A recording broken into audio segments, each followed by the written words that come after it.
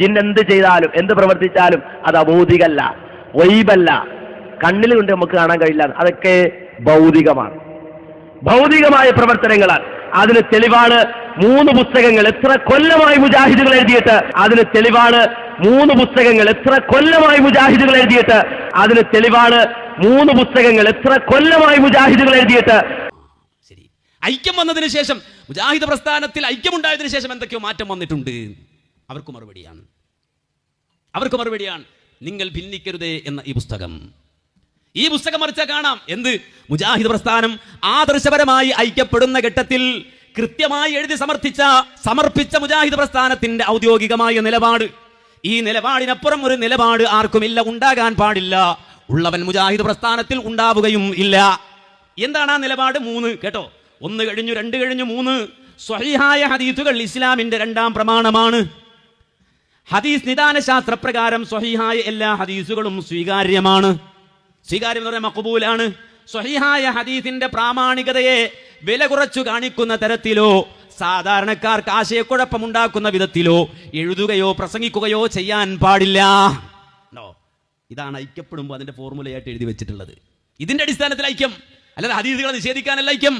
ഹദീസുകളെ നിഷേധിക്കുന്ന പോയിട്ട് അതിന്റെ വില കുറച്ചു കാണിക്കുന്ന തരത്തിൽ പോലും സംസാരിക്കാനോ എഴുതാനോ പാടുള്ളതല്ല എന്ന കൃത്യമായ നിലപാട്. ഈ ബുക്ക് എഴുതാരാ?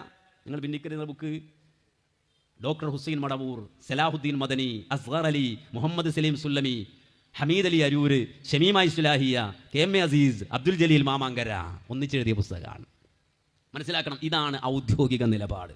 അപ്പോ നിങ്ങൾ ഭിന്നിക്കരുതേ. അപ്പോൾ ആരും ഹദീസുകളുടെ കാര്യത്തിൽ കളിക്കാൻ സമ്മതിക്കില്ലെന്ന് മാത്രമല്ല, മുജാഹിദ് പ്രസ്ഥാനത്തിൽ അത് വളരെ കണിശമായി കൃത്യമായി പഠിപ്പിച്ചു കൊടുത്തു. എതിര് ചെയ്യുന്നത് കുറ്റകരമാണ്. ഇത്തരത്തിലുള്ള എല്ലാ ആഭിചാരങ്ങളും ശിർക്കാണ്.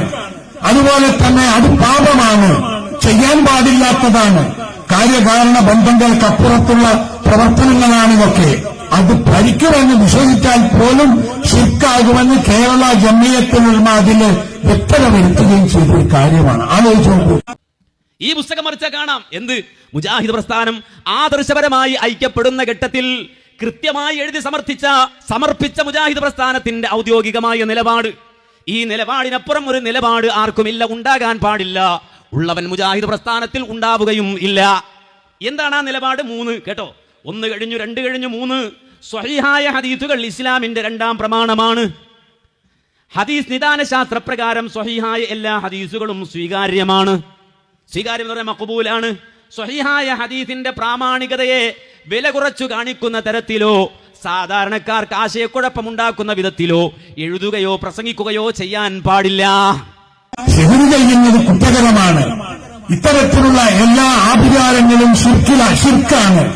അതുപോലെ തന്നെ അത് പാപമാണ്, ചെയ്യാൻ പാടില്ലാത്തതാണ്.